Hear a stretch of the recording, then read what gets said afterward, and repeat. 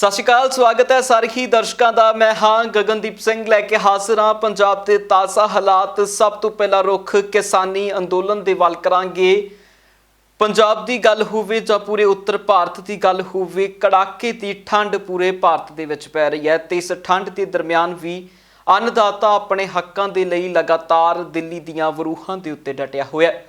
ਇਸ ਦਰਮਿਆਨ ਕਈ ਕਿਸਾਨਾਂ ਦੇ ਵੱਲੋਂ इस अंदोलन के दरमियान शहीदियां पा ली गई तो उत्थे ही संत बाबा राम सिंह नानकसर सिंगड़ा वालियां दे वल्लों भी अपनी जीवन लीला नूं इस किसानी अंदोलन के लेखे ला दिता गया। संत बाबा राम सिंह होना दे वल्लों इस दरमियान अपनी जीवन लीला खुद ही समाप्त कर ली गई है तो एक नोट भी उन्होंने वल्लों छड्डिया गया है जिस दे विच उन्हां सरकारां नूं किसानां दी गल मन्नण दी गल भी आखी है।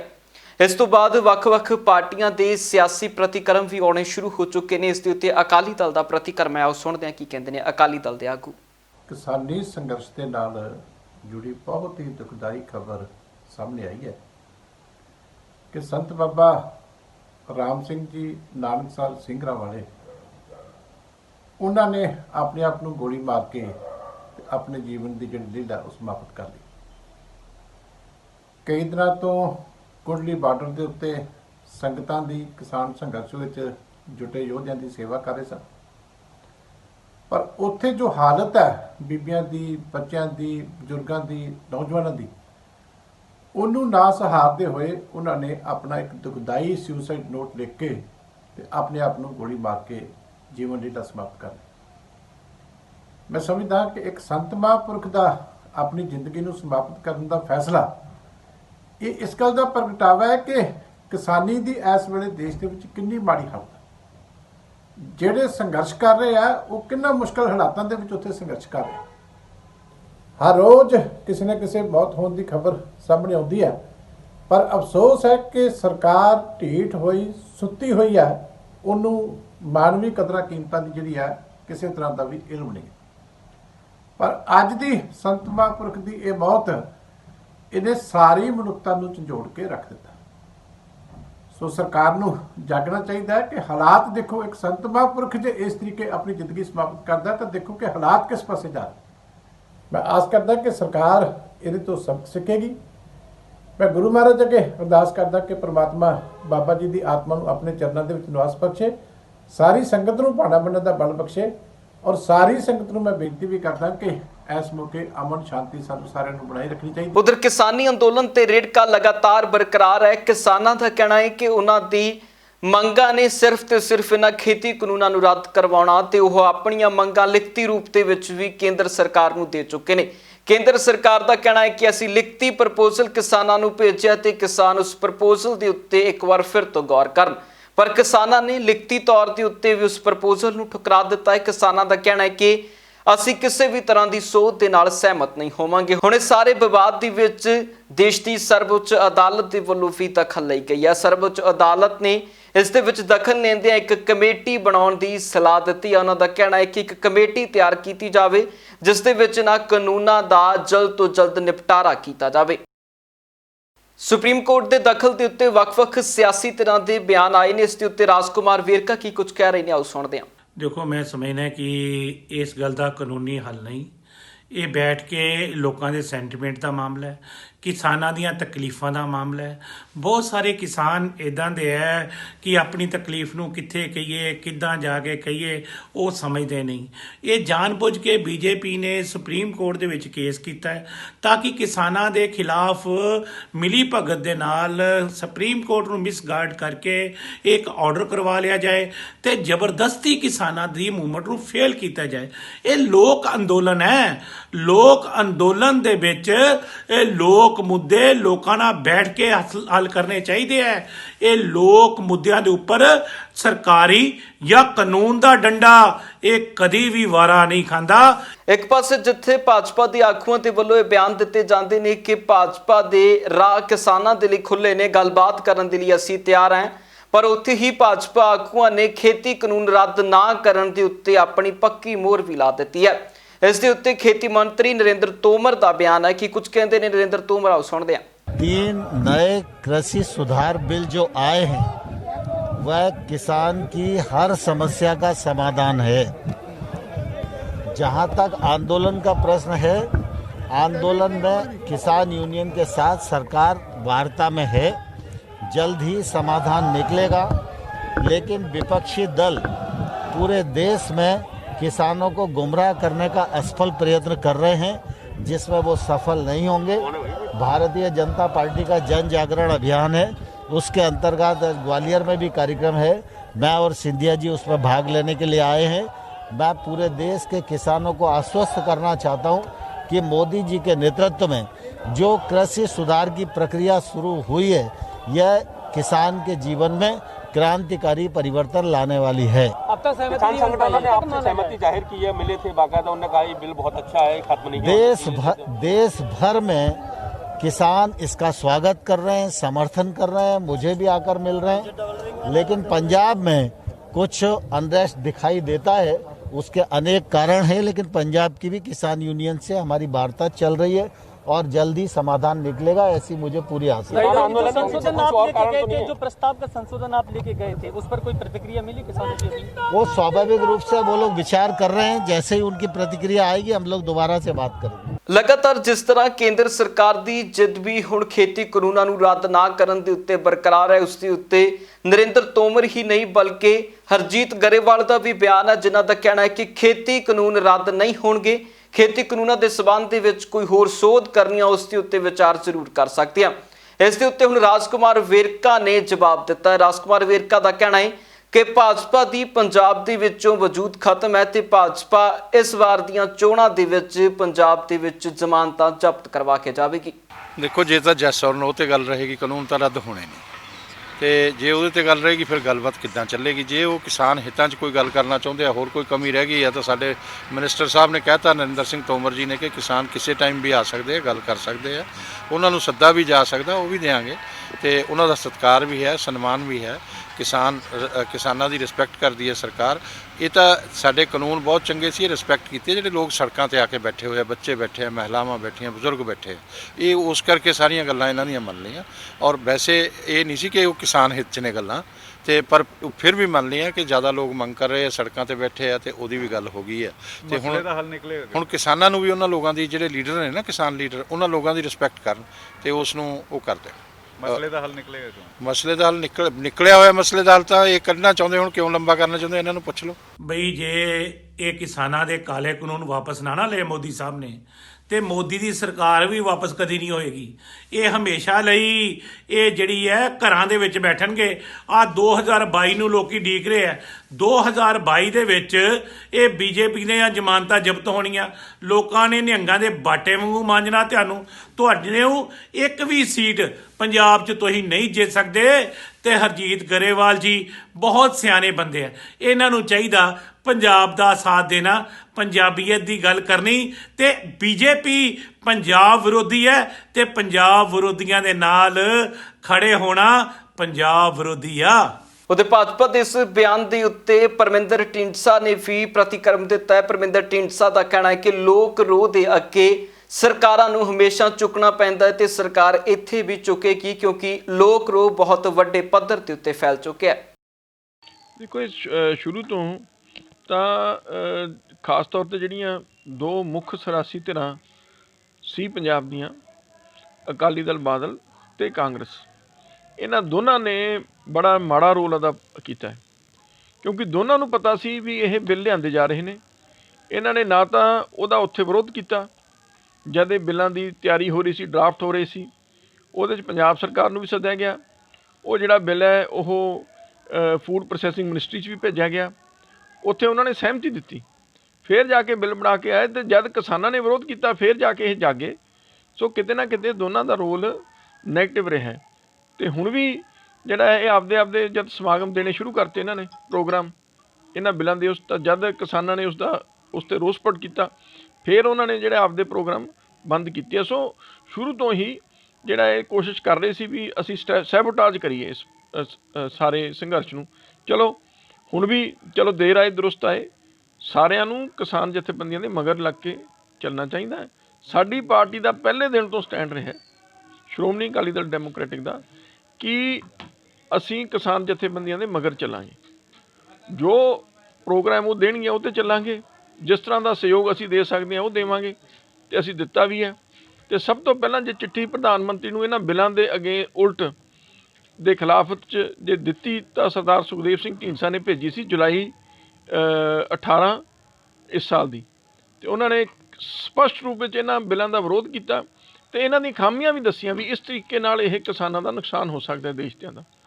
ਪਰ ਪ੍ਰਧਾਨ ਮੰਤਰੀ ਨੇ ਅੱਜ ਤੱਕ ਕੋਈ ਉਹਦਾ ਜਵਾਬ ਨਹੀਂ ਦਿੱਤਾ, ਤੇ ਨਾ ਹੀ ਇੱਥੋਂ ਤੱਕ ਵੀ ਉਹ ਚਿੱਠੀ ਪ੍ਰਾਪਤ ਹੋਣ ਦੀ ਵੀ ਪੁਸ਼ਟੀ ਅੱਜ ਤੱਕ ਨਹੀਂ ਉਹਨਾਂ ਨੇ ਕੀਤੀ। ਸੋ ਇਸ ਤੋਂ ਤੁਸੀਂ ਅੰਦਾਜ਼ਾ ਲਾ ਸਕਦੇ ਹੋ ਵੀ ਉਹਨਾਂ ਦਾ ਕੀ ਸੋਚ ਹੈ। ਸੋ ਫਿਰ ਅਸੀਂ ਉਹਨਾਂ ਦੇ ਨਾਲ ਖੜ੍ਹੇ ਹਾਂ, ਤੇ ਜਿਹੜਾ ਵੀ ਪ੍ਰੋਗਰਾਮ ਸਾਡੇ ਵਰਕਰ ਆਗੂ, ਅਸੀਂ ਵੀ ਜਾ ਕੇ ਆਏ ਹਾਂ, ਸਾਡੇ ਵਰਕਰ ਵੀ ਜਾ ਰਹੇ ਨੇ, ਆਗੂ ਸਾਰੇ ਜਾ ਰਹੇ ਨੇ, ਜੋ ਵੀ ਅਸੀਂ ਕਰ ਸਕਦੇ ਹਾਂ ਉਹ ਹਮੇਸ਼ਾ ਕਰਦੇ ਰਹਾਂਗੇ। ਤੁਹਾਡੀ ਪਾਰਟੀ ਹਮੇਸ਼ਾ ਕਿਸਾਨਾਂ ਦੇ ਨਾਲ ਖੜੀ ਹੈ, ਅੱਗੇ ਖੜੀ ਰਹੂਗੀ ਜੀ? ਬਿਲਕੁਲ, ਪਹਿਲਾਂ ਵੀ ਖੜੀ ਹੈ, ਅੱਗੇ ਵੀ ਖੜੀ ਰਹੂਗੀ। ਤੇ ਅਸੀਂ ਪੰਜਾਬ ਦਾ ਕੋਈ ਵਰਗ ਹੈ ਜਿੱਥੇ ਉਹਦੇ ਨਾਲ ਧੱਕਾ ਹੋਏਗਾ, ਅੱਜ ਕਿਸਾਨਾਂ ਨਾਲ ਹੋ ਰਿਹਾ ਹੈ, ਜੇ ਕੱਲ੍ਹ ਨੂੰ ਵਪਾਰੀ ਨਾਲ ਹੁੰਦਾ ਹੈ ਜਾਂ ਜੇ ਕੱਲ੍ਹ ਨੂੰ ਕਿਸੇ ਮਜ਼ਦੂਰ ਨਾਲ ਹੁੰਦਾ ਹੈ, ਅਸੀਂ ਉੱਥੇ ਵੀ ਇਸੇ ਤਰੀਕੇ ਨਾਲ ਡਟ ਕੇ ਖੜਾਂਗੇ।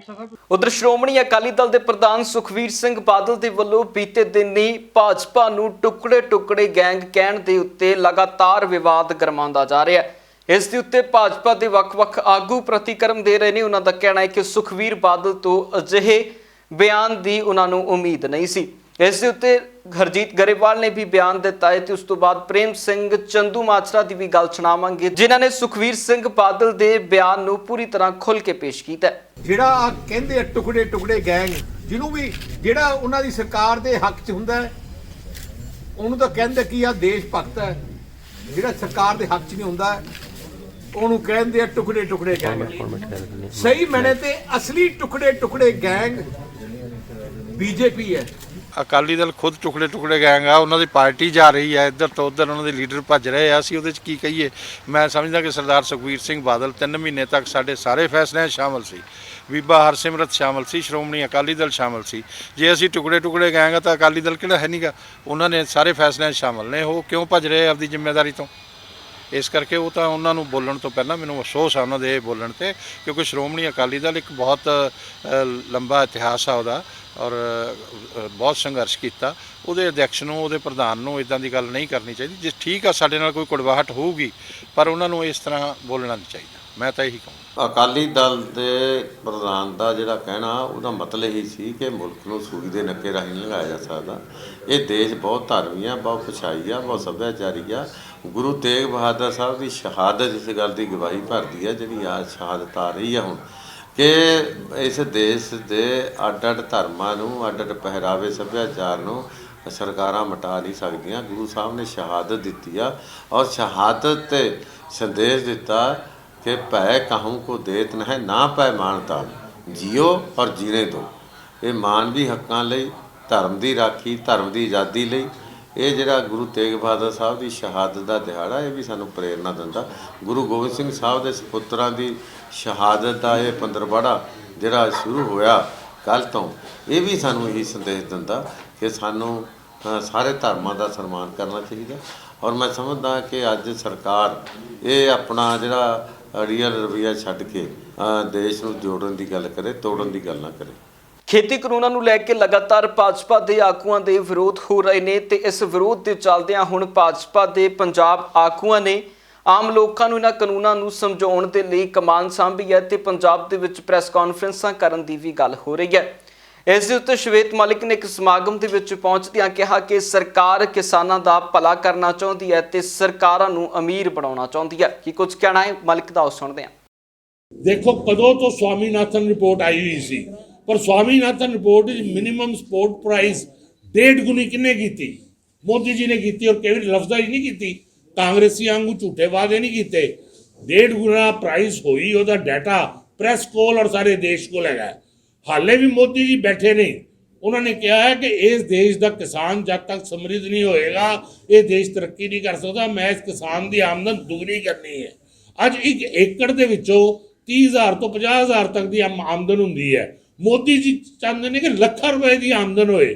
1 ਏਕੜ ਦੇ ਵਿੱਚ ਝੋਨਾ ਤੇ ਕਣਕ ਲਾਈਏ ਤੇ 30 ਤੋਂ 50,000 ਦੀ ਆਮਦਨ ਹੈ। ਉੱਥੇ ਹੀ ਜੇ ਫਲੋਰੀਕਲਚਰ ਕੀਤਾ ਜਾਏ, ਫੁੱਲਾਂ ਦੀ ਖੇਤੀ ਕੀਤੀ ਜਾਏ, ਉੱਥੇ ਹੀ ਜੇ ਅਸੀਂ ਆਪਣਾ ਬਰੋਕਲੀ ਲਗਾਈਏ, ਉੱਥੇ ਜੇ ਅਸੀਂ ਮੈਡੀਸਿਨਲ ਦਵਾਈਆਂ ਦੇ ਜਿਹੜੇ ਪੌਦੇ ਨੇ ਉਹ ਲਾਈਏ, मैं पिछे एक अखबार च पढ़ रहा सी कि एक किसान ने एक्सपैरीमेंट किया, 1 एकड़ दे विच उन्हें खीरे लाए और 1 एकड़ की लगभग 50,000 ਵੱਧ ਤੋਂ ਵੱਧ इनकम होंगी है झोने ते कनक की। 5 ਲੱਖ रुपए उस किसान ने खीरे ला के उस एकड़ चों कमा ले। मोदी जी यही चाहते हैं कि एक्सपर्ट्स के नाल एग्रीमेंट होए किसानां दा। किसान एजुकेटेड नहीं है, वो किसानां नाल एजुकेटेड लोग आके एग्रीमेंट करन और वो उन्होंने टैक्नोलॉजी भी देन, उन्होंने अवेयर भी करन, उन्होंने एजुकेट करन, जिहदे नाल कि नवीं तरह की खेती दीयां जिहड़े एक्सपैरीमेंट है ने वो कीते जान। केवल झोने ते कनक दे उत्ते असी डिपेंडेंट ना रहिए। उस करके उन्होंने 3 कानून जिहड़े ने ਜਿਹੜੇ APMC ਐਕਟ ਦੇ ਲਿਆਂਦੇ। ਕੋਈ ਵੀ ਫੈਸਲਾ ਜਿਹੜਾ ਹੁੰਦਾ ਹੈ ਉਹਦੇ ਤੇ ਮੰਥਨ ਹੁੰਦਾ। ਮੈਂ ਤੁਹਾਨੂੰ ਪਹਿਲੇ ਬੇਨਤੀ ਕੀਤੀ ਹੈ ਕਿ ਇਹ ਬਹੁਤ ਵੱਡੇ ਨਿਰਣੇ ਨੇ ਜਿਹੜੇ ਮੋਦੀ ਸਾਹਿਬ ਲੈ ਰਹੇ ਨੇ।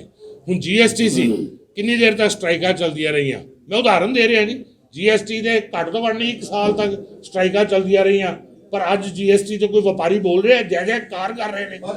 ਪਰ ਮੇਰੀ ਬੇਨਤੀ ਮੈਨੂੰ ਉਹਨਾਂ ਦਾ ਪ੍ਰਸ਼ਨ ਦਾ ਉੱਤਰ ਦੇਣ ਦਿਓ ਜੀ। ਇਹਦੇ ਤੇ ਮੰਥਨ ਚੱਲ ਰਿਹਾ।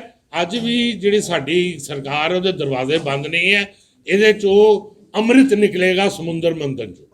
ਉਧਰ ਦਿੱਲੀ ਦੀਆਂ ਸਰਹੱਦਾਂ ਦੇ ਉੱਤੇ ਕਿਸਾਨਾਂ ਦੇ ਇਕੱਠ ਦੇ ਵਿੱਚ ਦਿਨ ਪ੍ਰਤੀ ਦਿਨ ਵਾਧਾ ਹੁੰਦਾ ਜਾ ਰਿਹਾ ਤੇ ਇਸ ਵਾਧੇ ਦੇ ਨਾਲ ਸਰਕਾਰ ਦੀਆਂ ਚਿੰਤਾਵਾਂ ਵੀ ਵੱਡੀਆਂ ਹੁੰਦੀਆਂ ਜਾ ਰਹੀਆਂ ਨੇ, ਕਿਉਂਕਿ ਪੰਜਾਬ ਦੇ ਵਿੱਚੋਂ ਹੋਵੇ, ਹਰਿਆਣੇ ਦੇ ਵਿੱਚੋਂ, ਰਾਜਸਥਾਨ ਦੇ ਵਿੱਚੋਂ, UP ਦੇ ਵਿੱਚੋਂ, ਹਰ ਪਾਸਿਓਂ ਦਿੱਲੀ ਨੂੰ ਕਿਸਾਨਾਂ ਦੇ ਘੇਰੇ ਨੇ ਪੂਰੀ ਤਰ੍ਹਾਂ ਸਮੇਟ ਲਿਆ ਹੈ, ਕਿਉਂਕਿ ਲਗਾਤਾਰ ਕਿਸਾਨਾਂ ਦਾ ਇੱਕ ਵੱਡਾ ਇਕੱਠ ਦਿੱਲੀ ਦੇ ਬਾਰਡਰਾਂ ਦੇ ਉੱਤੇ ਇਕੱਠਾ ਹੁੰਦਾ ਜਾ ਰਿਹਾ।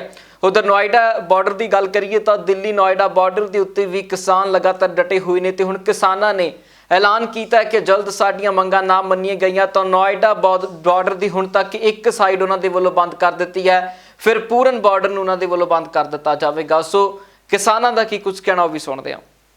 आज हमने रोड जाम कर दिया है, इसलिए कर दिया है हमने जनता की परेशानी को देखते हुए ये रोड खोल दिया था, लेकिन जिसमें कुछ लोग कह रहे थे कि धरना खत्म कर दिया, आंदोलन खत्म कर दिया, जबकि पिछले 4 दिन से हमारे प्रदेश अध्यक्ष जी भूख हड़ताल पे बैठे हैं। क्यों नहीं सरकार मांगे मान लेती है? क्यों नहीं किसानों को इस ओले में, बारिश में, ठंड में पड़ा है किसान? क्यों नहीं खुले मंच पे आके प्रधानमंत्री जी बात करते? जब तक हमारी मांगे नहीं मानी जाएंगी तब तक हमारा आंदोलन जारी रहेगा। अभी तो हमने एक साइड बंद किया है, आगे दोनों साइड बंद कर देंगे। ਜਦੋਂ ਤੋਂ ਆਮ ਆਦਮੀ ਪਾਰਟੀ ਨੇ ਇਸ ਗੱਲ ਦਾ ਐਲਾਨ ਕੀਤਾ ਹੈ ਕਿ ਉਹ 2022 ਦੀਆਂ UP ਵਿਧਾਨ ਸਭਾ ਚੋਣਾਂ ਦੇ ਵਿੱਚ ਚੋਣ ਲੜਨਗੇ, ਉਦੋਂ ਤੋਂ ਹੀ UP ਸਰਕਾਰ ਅਤੇ ਆਮ ਆਦਮੀ ਪਾਰਟੀ ਦੇ ਵਿਚਕਾਰ ਤਲਖੀਆਂ ਵੱਧ ਚੁੱਕੀਆਂ ਨੇ। ਇੱਕ ਦੂਜੇ ਨੂੰ ਬਿਆਨਬਾਜ਼ੀ ਦੇ ਨਾਲ ਘੇਰਨ ਦੀਆਂ ਕੋਸ਼ਿਸ਼ਾਂ ਕੀਤੀਆਂ ਜਾ ਰਹੀਆਂ ਨੇ। ਆਮ ਆਦਮੀ ਪਾਰਟੀ ਦੇ ਆਗੂ ਮਨੀਸ਼ ਸਿਸੋਦੀਆ ਨੇ ਸਿੱਧਾ ਚੈਲੰਜ UP ਸਰਕਾਰ ਨੂੰ ਕੀਤਾ ਹੈ ਕਿ ਸਿੱਖਿਆ ਦੇ ਮਸਲੇ ਦੇ ਉੱਤੇ ਸਾਡੇ ਨਾਲ ਬੈਠ ਕੇ ਤੁਹਾਡਾ ਕੋਈ ਵੀ ਮੰਤਰੀ ਜਾਂ ਆਗੂ ਬਹਿਸ ਕਰ ਲਵੇ। ਇਸ ਦੇ ਵਿੱਚ ਮਨੀਸ਼ सिसोदिया ने उत्तर प्रदेश के ढांचे के उत्ते भी सवाल चुकया। उत्तर प्रदेश सरकार के मंत्रियों ने, योगी जी के मंत्रियों ने मुझे चुनौती दी कि हम आके स्कूल देख लें, उत्तर प्रदेश के गांवों के स्कूल देख लें। मुझे ये दोनों चुनौतियां स्वीकार हैं, मैं ये दोनों चुनौतियां स्वीकार कर रहा हूं।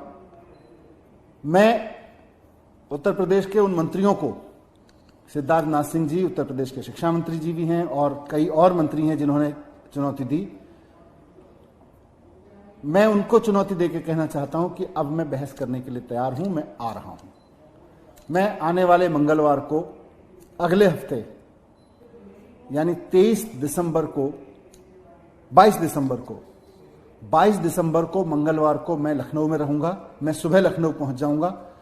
आप बता देना किससे बहस करनी है। योगी जी से बहस करनी है, शिक्षा मंत्री जी से बहस करनी है, सिद्धार्थ नाथ सिंह जी से बहस करनी है, उप मुख्यमंत्री जी से बहस करनी है, किससे बहस करनी है, किससे ओपन डिबेट करनी है। उत्तर प्रदेश के सरकारी स्कूलों के बारे में और दिल्ली के सरकारी स्कूलों के बारे में मैं बहस करने के लिए आ रहा हूं। आप मुझे बताइए कहां आना है, कितने बजे पहुंचना है, आप मुझे बता दीजिए। मैं वहां पे आऊंगा और हम चर्चा करेंगे, खुली ओपन डिबेट करेंगे उत्तर प्रदेश के स्कूलों के बारे में, सरकारी स्कूलों के बारे में और दिल्ली के सरकारी स्कूलों की स्थिति के बारे में। एक पासे जिथे किसान लगातार बार्डरां दे उत्ते डटे हुए ने ते खेती कानून रद्द करवाउण दी गल करदे ने, किसे दे वल्लों कहा जा रहा है कि किसानां नूं हुण तक 50% जित प्राप्त हो चुकी है ते किसे दे वल्लों 70% जित दी गल कीती जांदी है। पर अकाली दल दे वल्लों तां अणऐलानी जित दे चलदिआं ही लड्डू बनाउणे शुरू कर दित्ते गए ने। जी हाँ, अकाली दल दे आगूआं दे वल्लों लड्डू बनवाए गए ने, जिस दे चलदिआं उन्हां कारण दस्सिआ है ਕਿ ਕਿਸਾਨ ਆਪਣੀ ਜਿੱਤ ਪ੍ਰਾਪਤ ਕਰ ਚੁੱਕੇ ਨੇ ਤੇ ਜਿਸ ਦੇ ਚੱਲਦੇ ਉਹਨਾਂ ਦੇ ਵੱਲੋਂ ਇਹ ਲੱਡੂ ਵੰਡੇ ਜਾਣੇ ਨੇ। ਹਾਂਜੀ, ਜਿਹੜਾ ਕੇਂਦਰ ਨੇ ਕਾਲੇ ਕਾਨੂੰਨ ਸਾਡੇ ਤੇ ਲਾਗੂ ਕੀਤੇ ਹੋਏ ਆ, ਉਸ ਕਾਲੇ ਕਾਨੂੰਨ ਦੇ ਖਿਲਾਫ ਸਾਰੇ ਪੰਜਾਬ ਨਹੀਂ ਸਾਰੇ ਹਿੰਦੁਸਤਾਨ 'ਚ ਬੜਾ ਵੱਡਾ ਰੋਹ ਆ। ਸ਼੍ਰੋਮਣੀ ਅਕਾਲੀ ਦਲ ਵੀ ਸਾਰਾ ਪਾਰਟੀਆਂ ਵੀ ਪਾਰਟੀ ਬਾਈ ਤੋਂ ਉੱਪਰ ਉੱਠ ਕੇ ਇਸ ਕਿਸਾਨੀ ਮੁੱਦੇ ਤੇ ਸੰਘਰਸ਼ ਤੇ ਕਿਸਾਨਾਂ ਦੇ ਨਾਲ ਖੜਾ ਵਾ। ਪਹਿਲੇ ਦਿਨ ਤੋਂ ਲੰਗਰ ਲੱਗਿਆ, ਕਿਸੇ ਚੀਜ਼ ਦੀ ਕੋਈ ਕਮੀ ਨਹੀਂ ਗੀ। ਅਸੀਂ ਆ ਨਵੀਂ ਸ਼ੁਰੂਆਤ ਕੀਤੀ ਹੈ, ਲੱਡੂ ਲੈ ਕੇ ਜਾ ਰਹੇ ਹਾਂ, 6-7 ਕੁਇੰਟਲ ਲੱਡੂ ਬਣਾ ਰਹੇ ਹਾਂ। ਸਾਨੂੰ ਇਹ ਲੱਗ ਰਿਹਾ ਵੀ ਕੇਂਦਰ ਦੀ ਜਿਹੜੇ ਰਾਜਨੀਤਿਕ ਪਾਰਟੀ ਆ ਉਹ ਕਿਤੇ ਨਾ ਕਿਤੇ ਸਾਡੇ ਸਾਹਮਣੇ ਗੋਡੇ ਟੇਕ ਚੁੱਕੀ ਆ ਤੇ ਲੱਡੂ ਅਸੀਂ ਅਰਦਾਸ ਕਰਦੇ ਵੀ ਜਿੱਤ ਦੇ ਲੱਡੂ ਨੇ, ਕਿਸਾਨੀ ਦੀ ਜਿੱਤ ਦੇ ਲੱਡੂ ਹੋਣਗੇ ਜਿਹਦੇ 'ਚ ਮੋਦੀ ਸਰਕਾਰ ਆਪਦੇ ਗੋਡੇ ਟੇਕੂਗੀ ਤੇ ਕਿਸਾਨਾਂ ਦੀ ਜਿੱਤ ਹੋਊਗੀ। ਇਸ ਖੁਸ਼ੀ ਕਰਕੇ ਅਸੀਂ ਲੱਡੂ ਲੈ ਕੇ ਜਾ ਰਹੇ ਹਾਂ। ਜਿਵੇਂ ਦਸੰਬਰ ਮਹੀਨੇ ਦੇ ਦਿਨ ਬੀਤ ਰਹੇ ਨੇ ਉਵੇਂ ਮੌਸਮ ਵੀ ਆਪਣਾ ਮਿਜਾਜ ਬਦਲਦਾ ਜਾ ਰਿਹਾ ਹੈ। ਮੌਸਮ ਹੁਣ ਸਰਦੀਆਂ ਦੇ ਵੱਲ ਵਧਦਾ ਜਾ ਰਿਹਾ ਹੈ ਤੇ ਮੌਜੂਦਾ ਹਾਲਾਤਾਂ ਦੇ ਵਿੱਚ ਪੂਰੀ ਤਰ੍ਹਾਂ ਉੱਤਰ ਭਾਰਤ ਨੂੰ ਆਪਣੀ ਬੁੱਕਲ ਦੇ ਵਿੱਚ ਠੰਡੀਆਂ ਹਵਾਵਾਂ ਨੇ ਲੈ ਲਿਆ ਹੈ। ਲਗਾਤਾਰ ਚੱਲ ਰਹੀਆਂ ਠੰਡੀਆਂ ਹਵਾਵਾਂ ਦੇ ਚੱਲਦਿਆਂ ਪੂਰੇ ਉੱਤਰ ਭਾਰਤ ਦੇ ਵਿੱਚ ਪਾਰਾ ਲਗਾਤਾਰ ਗਿਰਦਾ ਜਾ ਰਿਹਾ ਹੈ ਤੇ ਠੰਡ ਦਾ ਮੌਸਮ ਵੀ ਵੱਧਦਾ ਜਾ ਰਿਹਾ ਹੈ। ਪੰਜਾਬ ਦੀ ਗੱਲ ਕਰੀਏ ਤਾਂ ਪੰਜਾਬ ਦੀਆਂ ਸੜਕਾਂ ਦੇ ਉੱਤੇ ਸਵੇਰ ਦੇ ਸਮੇਂ ਸੰਘਣੀ ਧੁੰਦ ਵੇਖਣ ਨੂੰ ਮਿਲਦੀ ਹੈ, ਜਿਸ ਦੇ ਚੱਲਦਿਆਂ ਵਿਜ਼ਿਬਿਲਟੀ ਵੀ ਬਹੁਤ ਘੱਟ ਹੋ ਚੁੱਕੀ ਹੈ ਤੇ ਟ੍ਰੈਫਿਕ ਦੇ ਉੱਤੇ ਵੀ ਇਸ ਦਾ ਕਾਫੀ ਅਸਰ ਵੇਖਣ ਨੂੰ ਪੈ ਰਿਹਾ ਹੈ। ਕਿਸਾਨਾਂ ਵਾਸਤੇ ਤਾਂ ਬਹੁਤ ਮਾੜੀ ਗੱਲ ਹੈ, ਜਿਹੜੇ ਵਿਚਾਰੇ ਠੰਡ 'ਚ ਇੱਥੇ ਬੈਠੇ ਆ। ਤੁਸੀਂ ਉਹਨਾਂ ਦੇ ਨਾਲ? ਹਾਂ ਜੀ, ਸਰਕਾਰ ਨੂੰ ਚਾਹੀਦਾ ਕੋਈ ਮਸਲਾ ਹੱਲ ਉਹਨਾਂ ਦਾ ਕਰਨਾ। ਤੁਹਾਨੂੰ ਲੱਗਦਾ ਕਿ ਮਸਲਾ ਹੱਲ ਹੋਏਗਾ? ਉਹਨਾਂ ਤੇ ਵੈਸੇ ਚਾਹੀਦਾ। ਨਹੀਂ ਲੱਗਦਾ ਹੈ ਕਿ ਹੋਏਗਾ? ਹੋਏਗਾ, ਜ਼ਰੂਰ ਹੋਏਗਾ। ਜਿਹੜੇ ਵਿਚਾਰੇ ਬੈਠੇ ਆ ਆਸ ਤੇ ਹੀ ਬੈਠੇ ਆ। ਪੰਜਾਬ ਇਸ ਵੇਲੇ ਦੇ ਵਿੱਚ ਫਿਲਹਾਲ ਦੇ ਲਈ ਨਹੀਂ, ਫਿਰ ਮੁੜ ਹਾਜ਼ਰ ਹੁੰਦੇ ਆ ਨਵੀਆਂ ਤੇ ਤਾਜ਼ਾ ਅਪਡੇਟਸ ਦੇ ਨਾਲ। ਤਦ ਤੱਕ ਲਈ ਮੈਨੂੰ ਦਿਓ ਇਜਾਜ਼ਤ। ਧੰਨਵਾਦ।